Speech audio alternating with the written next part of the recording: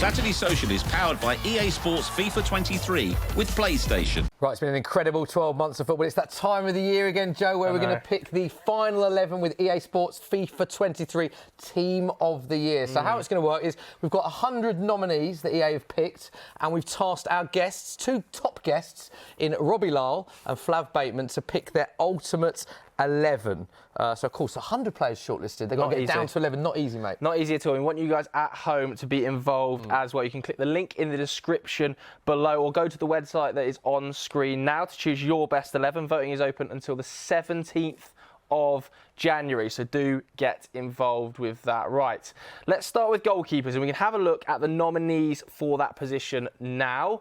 Obviously some big names on there, the likes of Alisson, Emi Martinez, World Cup winner, is also on there, Edison, Courtois. But let's come to our guests, Flav and Robbie, proposing a goalkeeper for the 11. Flav is going for Emi Martinez. Robbie for Thibaut Courtois. And, of course, this is one team they've got to agree on. Got to agree. We're basing this on best argument? Yeah, I think best argument. Okay. You've got to come to an agreement over this. Go on. Why Emi Martinez? He barely played any football for large parts of the first part of his career. For him to leave Arsenal, which was a mistake in hindsight, but it's, you know, this isn't a no. Like, I'm not doing that. I ain't started already. But it was, I'm not doing it. I'm just saying that the fact that his foundations in England and preparing him for what he achieved at the World Cup this year and playing at Aston Villa, he's not at City or United or another team. For him to achieve that and behave the way he did in the final, and how influential he was in clutch moments like penalty shootouts. I think you've got to give that save as well. People forget that save in extra time. I'm not sure when this goes out, but yesterday those saves in the Villa versus Leeds game were insane. Like, he's a top draw. He is. It's one of these two, but Courtois as well was absolutely brilliant in that Champions League final. Man of the match in that, of course. Yeah, man of the match. You know, I think around Europe, recognised as the best keeper last year. You know, I mean, he was absolutely awesome. So for me, that's why Courtois gets it. World Cup beats Champions League, though, right? I think on achievements as a team, it's hard to disagree with Argentina and what they managed to do. Yeah, I think as well, Emi Martinez had so many individual moments within that tournament. 2 penalty shootouts. Courtois. Yeah, but don't forget it's Team of the Year. So it's last. I know we're talking Champions League, man of the match. It's tough, isn't it? Man of the match in Champions League final, and then of course the Golden Glove at the World Cup. Are you edging towards Martinez? I was sold by Flav. I was sold by Flav's argument. Sorry, Robbie. I would edge on that as well. I'll accept that as well because, you know, Martinez, like what Flav says, you know, I mean, when you trace that guy's career and what he's managed to achieve and, you know, how he did it, he was awesome at the World Cup. Okay, so he goes right in the middle. Great start. It's a good start. Shout out to Alisson as well. I think a lot of people saying the year that he's had. But that is the goalkeepers done. OK, let's look at the defenders, because a lot of nominees. So we can have a quick look at the players that are nominated in the defender category. So I'm not going to read them all out. You can have a look and digest them there. But, of course, they're all, some absolutely top players there, aren't there? So should we start with right back? Surely an agreement here. Yes. Hakimi. Yeah, also the player that I would have. Player that you'd have, Joe? What a World Cup he had for Morocco. Oh, unbelievable. An absolute dream. He's incredible. Yeah. Great player. Done amazing for Morocco. And PSG. And was already probably the best right back in Europe anyway. So. Yeah. Agree, Robbie, completely with what you said? 100%. Fine. Let's get him up then in that right back role. I have to move the keeper along slightly to the left. I think it's about right. It's about right. And then we've got centre back. So we've got another agreement at centre back potentially coming here somewhere. What are we going, the left hand side or right hand side? I've got Marquinhos in there. Have you got Marquinhos in there? I've got him as well, yeah. Yeah. Unreal. He's the Sergio Romero of this generation. He's an insane player. He had the 96% passing accuracy, by the way, at the World Cup, which was the best in the tournament. 10th season at PSG, 19 major trophies, and a great year as well, which is why he's in there. Bit of disagreement on the next one. So, Robbie, do you want to say who you've gone with? Show us who you've gone with. I've gone for a new kid on the block, right? Gavardio, I think you pronounce it. I thought, you know, I heard a lot about him. You know, obviously lots of clubs linked with him, lots of talk about him. And I watched him at the World Cup at many of the games, and he was brilliant. Absolutely. I couldn't believe he was 20. You know what I mean? He's going to be some player, and he's got it all. You know, he's great defensively, athletic, So I really, really liked him. He's the only outfield player, incidentally, to play every minute of Croatia's World Cup as they finished third, which obviously shows how highly he's rated as a young player. Of course, a lot of people mention that Messi goal, but I think Messi can do that to absolutely anyone. Messi can do that to everybody. Exactly. I don't think that takes he nothing shouldn't be judged away on that because of the World Cup he had in the years. No, it takes nothing away from what he did. He was exceptional. Yeah, linked with a lot of clubs as well. Flav, you disagree? Who are you going with? Well, I don't disagree with anything that Robbie's said, other than the fact that he didn't win the World Cup and Romero did. And that he plays for Tottenham. And he plays for Tottenham. I didn't notice that. But he had a great World Cup. Had slight issues in the first game against Saudi Arabia, but came on leaps and bounds. I think he played more minutes than any other. Played in all 7 games for Argentina. 6 starts was a constant there. Very good World Cup. Obviously won the tournament as well. I found him a bit rash in the World Cup. Did you? Part of his game. Yeah, I did. I mean, in a lot of games, he's very rash. I didn't think he was the best. I thought that the better defender was Otamendi. And a lot of times they took Romero off and brought on Martinez. But I don't know. But part of Romero, while he can be quick to the tackle, I wouldn't say rash, quick to the tackle, it's when he does that and wins the ball, it creates such an amazing counter-attacking opportunity. He's a very good player, but I just thought he's a pure... A lot of World Cup bias going on. I think they both had really good tournaments. Actually, I think they were 2 of the standout centre-backs in the World Cup, Romero and Guardiola. But we've got to make an agreement. World Cup's fresh in the memory, isn't it? I feel like it's playing heavy on the mind. Yeah, but he did win it. That's my only reason I'm saying that. I appreciate though that he's going to have an incredible career. Joe, you gave him Martinez. Okay. Are you happy to do a reverse and go with Guardiola here? That will have given you 1 each then so far up on the board. Flav, you might have to help out. Let's move Martinez so he's in the centre a little bit. A bit to the left, and then we can move Guardiola across. Guardiola across a little bit, I think. There we go. Lucky looking proper, don't we? Left backs. There we go. Are we going to potentially see Theo Hernandez, or are we going to see other players here? We're going to see. I went off Alphonso Davies, right? I love this player, man. He's so exciting. He was carrying Canada in the World Cup, and he's just an electric player. I really, really like him. He had some injury problems this season, but still wonderful, only 22. 22. He scored the fastest goal at the World Cup as well. Yeah. I also adore Alphonso Davies. I think he's incredible. Like I'm sure he must well go. It's in a way a shame I'm Canadian, because he's never going to achieve things on an international level that his quality deserves. Although I'm sure his Canadian brethren might have some things to say about that. I've gone to Cancelo though, only because I was thinking, what would I want in this team? And I think I prefer. And it's not just World Cup based. Well, no, it's what I'm talking about. Cancelo across the season. It's domestic. Across the year, first half of the season, he was awesome. Yeah, had his injuries, and I think that this player is something else. But I do love Davies as well. I could see, but I think Cancelo.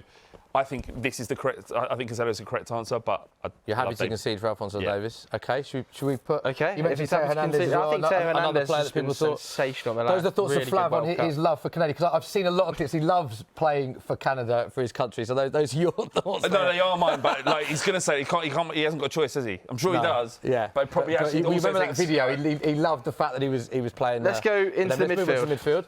Because the list of midfielders is extensive. So we'll put it up on the screen now. Is a huge number of players. Pause it if you want to watch it and read through every single name, but some electric players up there. Do we have any agreements over midfielders here? I'm hearing rumours you might both have Luka Modric. Yes, we do. We do. Yeah. Should we put Luka up then? Because what a player at 37. I mean, the things he was doing, not only at the World Cup, but in Real Madrid's Champions League winning run last year. Incredible. Unbelievable player. Again, lucky enough to be at the World Cup to be watching him in the flesh. The guy's so comfortable on the ball, it's unbelievable. You know what I mean? It's like when he gets the ball, everything just freezes and just works with his time. I can't believe he's that age. And his fitness levels as well.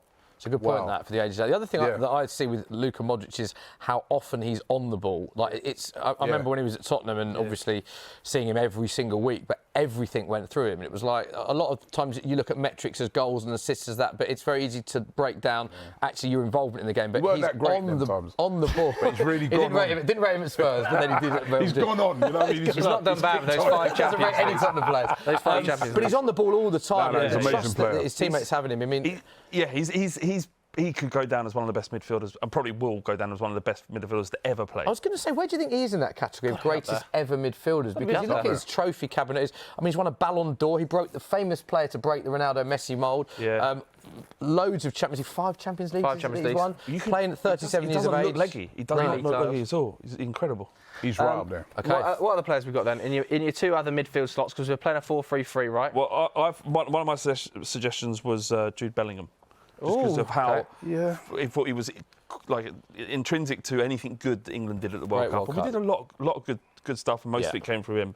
But his form at Dortmund and how important he has become at such a young age to come from Birmingham to go there, and then in his proper full season at Dortmund to just be one of their most important players. I think that's why I lean towards him, just because he's so young. And he's Dortmund at the time of recording this. Dortmund's top goal scorer this season. Yeah. I mean, I had Valverde. What a player! What a run in the Champions League! The engine that he's got, the ability, skill. But I will concede for Bellingham. I think Bellingham's World Cup as well. Yeah, I mean, because I was just thinking that all round for the whole season.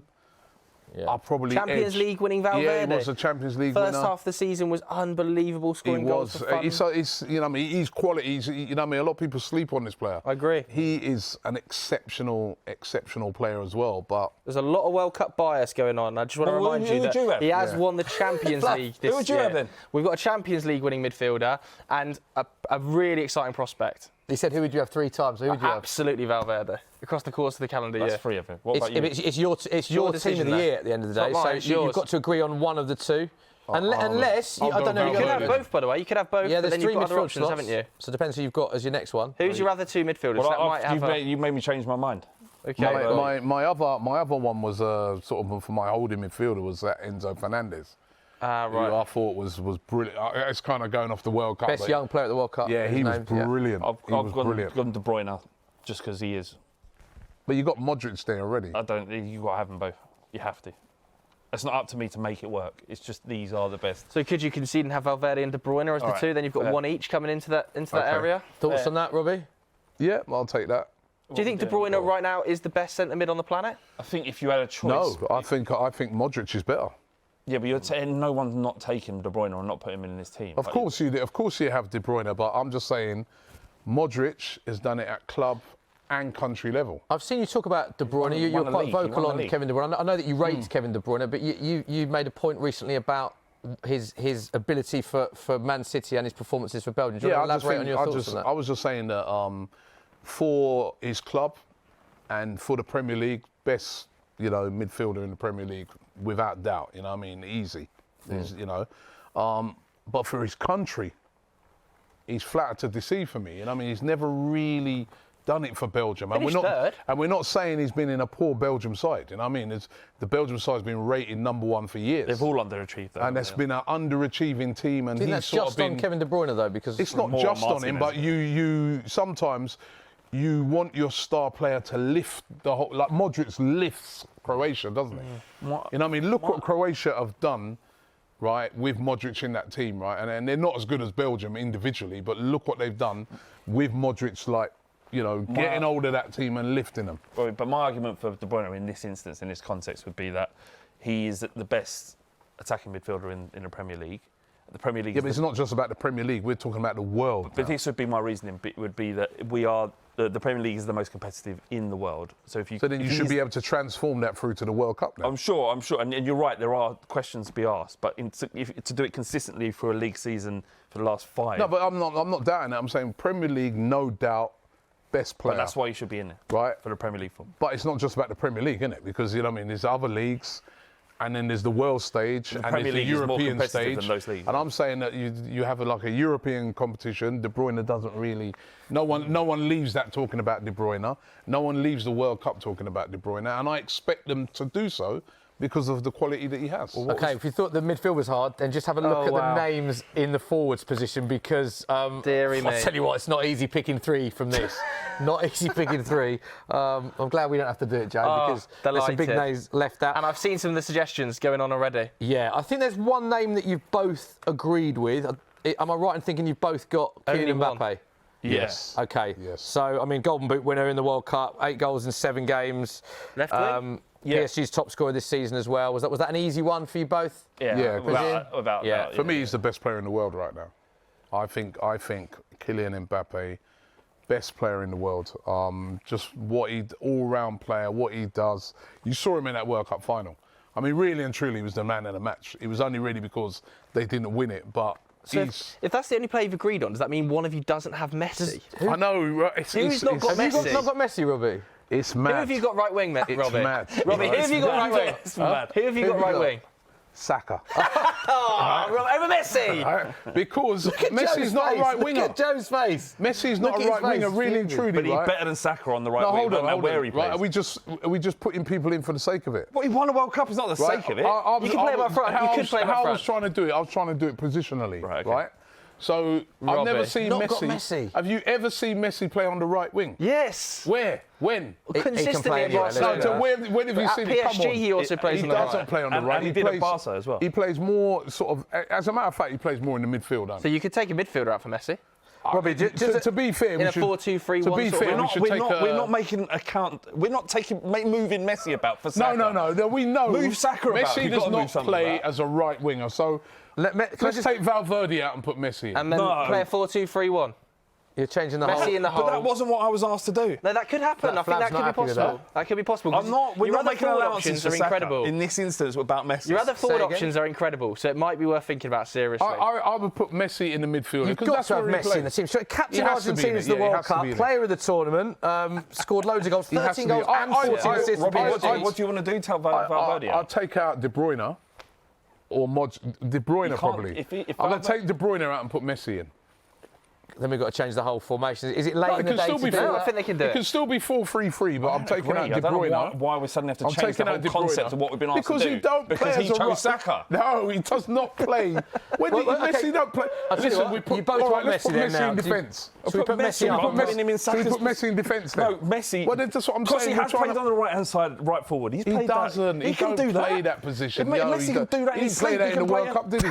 We're not. I can't believe we're making allowances. We're not making allowances. Get Messi out. Put Messi out for now, and we'll fiddle it. What do you want to do? Take De Bruyne out, put Messi in. Everybody in the comments, like, if you agree with this, let us know in the comments below. I've got to know if this is outrageous. All right, We've got to put Messi in. When does he ever play on the left-hand side of midfield? Who should we take out? He shouldn't be in there. Who should we take out? He shouldn't be in. Can I make a suggestion? Because I don't think you're going to agree. Why don't we put Messi in for the time being, see who the next player is and whether you want to then change the formation. Have you agreed on the next position or not? Who's the next player? It depends on what you say next. Who's your last player, Robbie? My last player I had in there was Haaland. And who have you got, Flav? I put Kane, right? So Kane versus Haaland. No. See? So you've gone SAKA as an Arsenal fan and you've gone Kane as a Spurs fan? No, I haven't gone Kane as a Spurs fan. I'm just saying. Yes, he has. You haven't got Kane as a Spurs fan? Where is this man? Where is this man? You know what? I thought it's a great question. Can I just say? Where's Benzema? I thought Benzema. He was on my close list. Kane and SAKA are in the discussions. Don't get us wrong. But Benzema is a Ballon d'Or winner as well. He's a Ballon d'Or winner, and I did think Benzema, but he didn't go to the World Cup. He picked up the injury, but then they didn't bring him back. But think of those goals he scored in the Champions League semi-finals, it's not his fault that he didn't go to the World Cup, but because I didn't get really to see him on that. Haaland didn't go to the World Cup. Haaland didn't go to the World Cup, but he's just been so absolutely electric this season. And it weren't his fault that he didn't go to the World Cup as well. And I just think that this kid, man, is just... He's got to be in there. Benzema, if I was having my team, Haaland's got to be in there. Yeah. That is a good argument. Benzema also could easily be in there. Yeah. And Kane is a better all-round footballer than Haaland. Kane, man. He is. You saw the penalty at the World Cup there. We're talking about one penalty. He's like one he's missed in 30 or whatever it is. Haaland is undoubtedly a phenomenal goal scorer and will become a great footballer. Yeah. But right now, Kane is better than him, will have scored 21 goals as we record. He's not better than him right now. You're talking about as an all-round player, can play as a 10 and a 9. I'm talking about as a goal scorer as well, because if you... Benzema not you know both what? I'll of that? compromise. Yeah, one all-round player. Let's put Benzema in. I'm not saying... I'll put Benzema in. I'm not with the Saka. But it can't, because it can't be Kane. So just to confirm, Can't it be Kane if he's better than Haaland? Ballon d'Or winner, man. He wasn't he's not better than Haaland. He is better footballer than Haaland. He's not better than Haaland. And listen. He's not better than Haaland. Not Robbie, right now. Robbie, and I rate Kane. I understand we're going to better than disagree, Haaland. but just let me say something, right? I understand we'll disagree, but let me just say something, right? Go on, Fab. Kane in City's team would probably have scored 21 goals as it is. Probably you don't know. But he scored for Spurs only 5 less, 6 less. Nah, we're not. You know? So we're sticking with that. Is that the 11? Are you happy with that 11? you know what I like about this is? No, I'm not happy with it. I'm having not Kane happy. in there. I'm not happy, right? Because I wanted to put forward an argument for Saka. Right, I'll tell I you think what. Saka has been one of the best young players in world football. He's been exceptional for his club. He's been exceptional for his country. Right? I think he was voted the player of the season. Who are you taking out? Right, I would have moved Messi to the midfield where he does play. So effectively, you're picking Saka. He doesn't put Saka here, and maybe he's much more likely to play there than in the central midfield. But I'll leave. Listen, I'm not going to. I'll tell you what. I'm not going to argue with a goat. You know, but we're sort of shoehorning in there because you can have Benzema in there ahead of Kane, but I'm taking him out and putting Romero in. No. Well, then where's the compromise? No, you're just trying to put Tottenham players in there. Do you know what I love about this is Flav and Robbie, neither of them actually had Benzema in their team, but because they're disagreeing so much on an Arsenal and Spurs player, we've gone with Benzema. Swiffy, Benzema won the Ballon d'Or. I thought about Benzema. I League. honestly thought about Benzema, but what Haaland's been doing, I was just like, Benzema he's and so Haaland electric. were on my nearly list. What I would say is, I don't think it's outrageous. I think Kane and Saka are definitely in the discussion, as I do think Haaland are, but I think that's a pretty good transfer, don't you, Joe? I just think Benzema has to be on the board. And Messi has to be on the board, right? 100%. Yeah. World Cup. Messi has to be on the board, but we should have put him in. I think that's a good 11, but you don't see... That team You would would win be taking anything it entered in. All right, there we go. Let's wrap it up. Let's wrap it up. There we go. So that is their the EA Sports FIFA 23 Team of the Year, as picked by Robbie Flav and Flav Bateman. Enjoyed that debate. It got very heated. Let us know what you think of that in the comments section below.